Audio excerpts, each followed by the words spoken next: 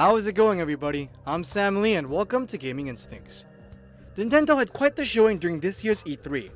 From the reveal of the next Super Smash Bros. Ultimate Fighter, the revival of the classic tactical RPG Advance Wars, and a glimpse into the next Zelda game, the industry giant covered great swaths of its gaming landscape. Among them, Metroid Dread was an absolute show-stealer. From its development, setting, and atmosphere, here are top 10 facts you should know about Metroid Dread. Number 10. Not Dread's first showing. Though longtime fans may be intimately aware, Metroid Dread's showcase during E3 was not the title's first showing. In fact, the Metroid Dread trademark first appeared back in 2005 when IGN got an official Nintendo internal software listing that revealed key DS games to be later released. All of the games on the list were eventually released, all except one, Metroid Dread. Despite circulation of rumors, concerns, and the usual media mill, nothing regarding Metroid Dread was revealed in subsequent years until 2010 when series key figure Yoshio Sakamoto confirmed its existence. However, he also coupled his words by saying that if Nintendo were to start development again, it would have to be from scratch. Sakamoto also stated that they would be watching and waiting to see if interest still existed for a game like Dread before resuming development. And by the looks of it, it looks like there still was. Number 9.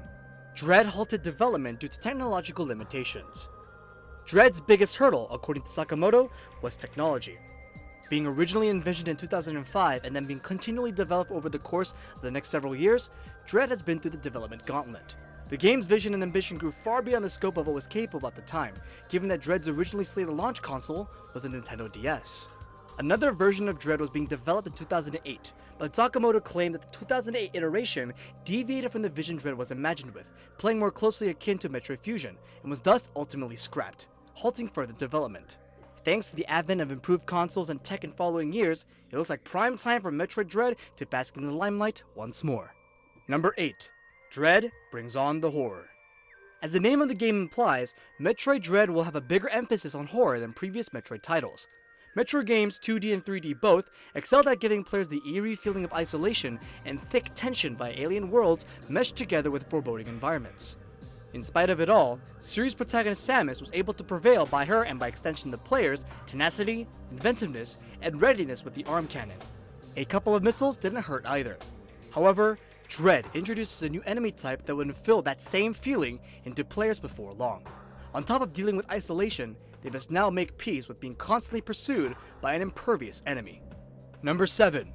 Emmy is Metroid's nemesis. Emmy is the designation given to the Galactic Federation's galaxy-threatening parasite-killing machines. As per their prerequisites, there are some tough metal cans designed for some heavy-duty fieldwork. Their current mission objective? Eliminate Samus Aran at all cost. Reminiscent of Resident Evil's hulking behemoths, they cannot be harmed by Samus' conventional weaponry, and must be avoided in direct confrontation at all cost. They are sensitive to noise and sight, and will relentlessly pursue Samus upon detection. Different enemies are assigned to the various sections Samus will be exploring in Dread, each presumably with different abilities and MOs for being able to track down Samus. So far, we've seen gray, green, and white models make an appearance. Though their armor and condition may differ, they're still the same dangerous threat nonetheless. Number 6. Samus New Tools. It wouldn't be a Metroid game without collecting power-ups and upgrades through constant exploration.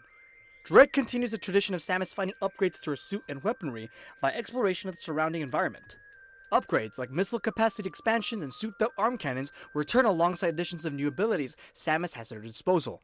Among the ones showcased, some of the new abilities were an invisibility cloak, spider magnet, and a slide ability.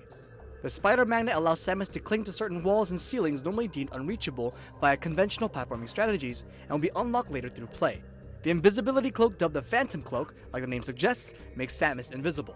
Its main use is to avoid detection from enemies, which can be attained if the hulking robots don't see you. Just make sure not to move.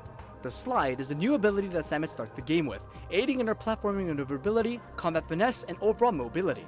It'll come in handy when running away from the aforementioned enemy. Number 5. Dread is the latest chronological Metroid game. With how the Metroid series chronology works, Metroid Dread, the 5th main game in the franchise, marks it as the latest chronological Metroid game, with that title previously belonging to Metroid Fusion. In Fusion, a parasite organism known as the X put the galaxy at peril. Their ability to replicate not only their host's appearance, but also their knowledge could threaten the entire universe if not eliminated. Despite being infected by the X herself, Samus saves the day, blowing up planet SR-388 by ramming the biological space laboratory into it, preventing the X from spreading. In Dread, Samus receives a transmission from the Galactic Federation that the X are still alive on planet ZDR. Though the Federation dispatched 7 MU bots to take care of the problem, they have lost contact and need Samus to investigate. Killer robots and a deadly parasite? Just another Tuesday for dear old Samus. Number 4. Dread will conclude the Metroid Arc of Metroid. A key detail that producer Sakamoto mentioned during the E3 developmental history segment for Dread was how it will mark the end of the story arc of the curious relationship between protagonist Samus Aran with her otherworldly Metroid aliens. Though he did not elaborate any further, Sakamoto wants fans to be aware of that fact as they play, keeping it in mind. It raises some interesting questions for Dread and the future of the Metroid franchise as a whole. If this is the last arc of the Metroid-related saga for the series, what sort of bearing will that have for the games to be released in the future? Could this be the final Metroid 2D game? Hopefully, they'll be answered once Dread launches.